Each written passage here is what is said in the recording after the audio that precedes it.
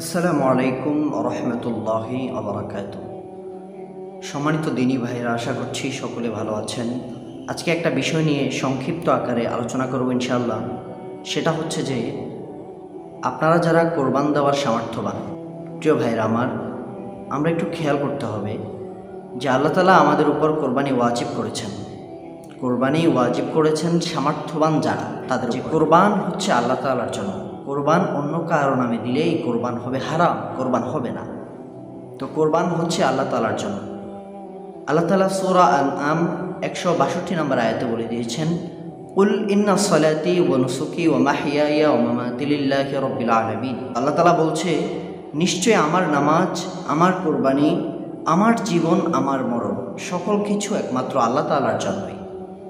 তো প্রিয় ভাইরা আমার, নিশ্চয়ই আল্লাহ তাআলার নামাজ, নিশ্চয় আল্লাহ তাআলার কোরবানি, জীবন মরণ সকল কিছু একমাত্র আল্লাহ তাআলার জন্য।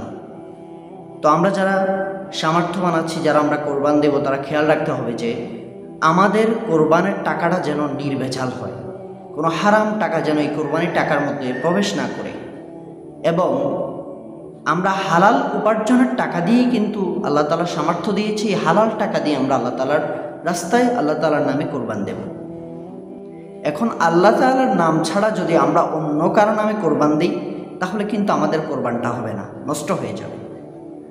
কোরবান আপনার বাবার নামে, আপনার মার নামে, আপনার ব্যক্তিগত নামে, আপনার কারো নামে কোরবান দেওয়া যাবে না, একমাত্র আল্লাহ তাআলা ছাড়া।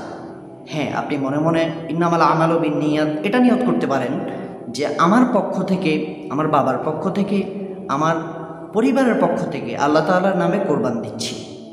এটা নিয়ত করলে এটা সমস্যা হবে না, এটা করতে পারেন, এটা মনে মনে নিয়ত রাখবেন। আর যে বিষয়টা বললাম যে সম্পূর্ণ নির্ভেজাল টাকা যেন আপনার হয়, এই টাকা যেন হারাম টাকা না হয়, এটা সম্পূর্ণ যেন হালাল টাকা হয়, আপনার কষ্টের ইনকামের টাকা যেন হয়। যদি হারাম টাকা আপনার এক টাকাও প্রবেশ হয়, তাহলে আপনার কোরবানটা নষ্ট হয়ে যাবে। আপনার কোরবান এত কষ্ট করে কোরবান দিচ্ছেন, আর যাদের অন্তরে লোক দেখানো, আমার অনেক সম্পদ রয়েছে, আমি অনেক ধনী মানুষ, এলাকায় আমি শিল্পপতি, যদি আমি কোরবান না দিই মানুষ আমাকে খারাপ বলবে, এই লোক দেখানো কোরবান যদি আপনি দিয়ে থাকেন, বা এরকম লোক দেখানো কোরবান যদি আপনি দেওয়ার নিয়ত করেন, সম্পূর্ণ কোরবানটা আপনার হবে না, নষ্ট হয়ে যাবে। এটা লৌকিকতা চলে আসলো, এটা লোক দেখানো কোরবানি।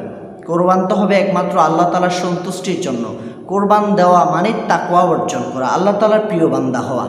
আমরা কোরবান দেব আল্লাহ তাআলা সন্তুষ্টির জন্য, কোরবান দেব গোশত খাওয়ার উদ্দেশ্যে না। কোরবান একমাত্র আল্লাহ তাআলার জন্য। কোরবান দেব আমরা আল্লাহকে রাজি খুশি করার জন্য।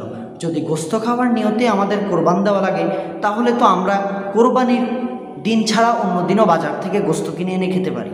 তাহলে আমরা এই বিষয়টা লক্ষ্য রাখবো, একমাত্র কোরবান দেব আমরা আল্লাহ তাআলার জন্য। আমরা একমাত্র কোরবান দেব আল্লাহ তাআলার নামে, আল্লাহ তাআলার জন্য, আল্লাহ তাআলার সন্তুষ্টির জন্য প্রিয় ভাইয়ের আমার। এবং আমাদের টাকা যেন সম্পূর্ণ হালাল হয়, এবং আমাদের নিয়তটা যেন সহিহ হয়। ইন্নামাল আমালু বিন্নিয়াত, আমাদের নিয়তটা যেন একদম নির্ভেজাল হয়, আমাদের নিয়তটা যেন সহিহ হয়।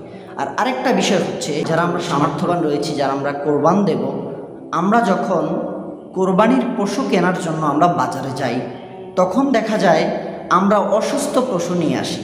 যেমন একটা শিং নাই, লেজ কাটা, কান কাটা, এরকম অর্থাৎ খোরা, যে অসুস্থ পশু, এগুলা নিয়ে আসি বাজার থেকে কোরবান দেওয়ার জন্য। অর্থাৎ অসুস্থ পশু কোরবান দেওয়া যাবে না, কোরবান দেওয়া হবে সুস্থ পশু দিয়ে। আমরা কোরবান দেব সুস্থ পশু দিয়ে, অসুস্থ পশু দিয়ে কোরবান দেব না। আর বিষয় হচ্ছে প্রিয় ভাইয়েরা আমার, এক একজনের অন্তরে এক একটা নিয়ত থাকে। যে কয়েকজনে মিলে কোরবানি দেয়, এক একজনের অন্তরে এক একটা নিয়ত থাকে। যেমন বাজারের মধ্যে গেলে একজনে বলল যে ভাই পশু অসুস্থ হোক, পশুর একটা কান না থাকলেও সমস্যা নেই, কিন্তু পশুর শরীরে অনেক পরিমাণে গোশত রয়েছে, আমার এটাই পছন্দ হয়েছে। আরেকজন বলল না, হুজুর বলেছে অসুস্থ পশু দ্বারা কোরবান দেওয়া যাবে না, এটা নেওয়া যাবে না। এই বিষয়টা হচ্ছে প্রিয় ভাইয়েরা আমার, আপনারা একটু লক্ষ্য করবেন যে অসুস্থ পশু দিয়ে কোরবান দিলে আপনার কোরবানি হবে না। সুস্থ, একদম সুস্থ পশু দ্বারা আপনার কোরবান দিতে হবে, কারণ কোরবানিটা হচ্ছে আপনার আল্লাহ তাআলার জন্য। তাই আল্লাহ তাআলার জন্য আমরা কোরবান দেব সুস্থ পশু দ্বারা, অসুস্থ পশু আমরা দেব না। গোশত খাওয়ার নিয়তে যদি কোরবান দেই, এই কোরবানটা আমাদের হবে না, হবে না, হবে না। এই কোরবানটা আমাদের আল্লাহ তাআলার সন্তুষ্টির জন্য হলো না, এটা হচ্ছে আমাদের গোশত খাওয়ার নিয়তে। তাই প্রিয় ভাই আমার, চলুন আমরা কোরবান দেব আল্লাহ তাআলার সন্তুষ্টির জন্য। কোনো পীরের নামে, কোনো খানকার নামে, কোনো বাবার নামে, কোনো ব্যক্তির নামে কোরবান হবে না। কোরবান হবে একমাত্র আল্লাহ তাআলার জন্য। তাই চলুন আমরা যারা কোরবানি দেব, যারা আমরা সামর্থ্যবান রয়েছি, তারা আমরা এই বিষয়গুলো একটু সতর্ক হই, এই বিষয়গুলো আমরা একটু ভালোভাবে খেয়াল করব। বাজারে গেলে অসুস্থ গরু নেব না, এবং আমাদের টাকাটা হালাল আছে কি না, এই টাকাটা কি হারাম টাকা, এটা কি সুদের টাকা নাকি ঘুষের টাকা, নাকি এই টাকাটা কি আমার হালাল টাকা? যদি হ্যাঁ হালাল টাকা হয় তাহলে আমরা এটা দিয়ে পশু কিনব। 1 টাকা যদি আপনার হারাম টাকা এটার মধ্যে প্রবেশ হয় তাহলে কিন্তু আপনার কোরবানিটা নষ্ট হয়ে যাবে। এত কষ্ট করে কোরবান দিবেন, যদি আল্লাহ তাআলা আপনার কোরবানির উপর খুশি না হয়, সন্তুষ্টি না হয়, তাহলে আপনার কোরবানি দেওয়াটা বৃথা। প্রিয় ভাইয়েরা আমার, তাহলে আমরা কোরবান দেব হালাল টাকা দিয়ে, কোরবানির পশু সুস্থ পশু দ্বারা কোরবান দেব, এবং আমাদের নিয়তটা আমরা সহি রাখবো। এই 3টা জিনিস আমরা খুবই গুরুত্বপূর্ণ জিনিস, এগুলো আমরা খেয়াল রাখবো। ইনশাআল্লাহ আপনাদের কোরবান আল্লাহ তাআলা কবুল করুক, এই আশা এবং এই দোয়া আমি করি। আসসালামু আলাইকুম ওয়া রাহমাতুল্লাহি ওয়া বারাকাতুহু।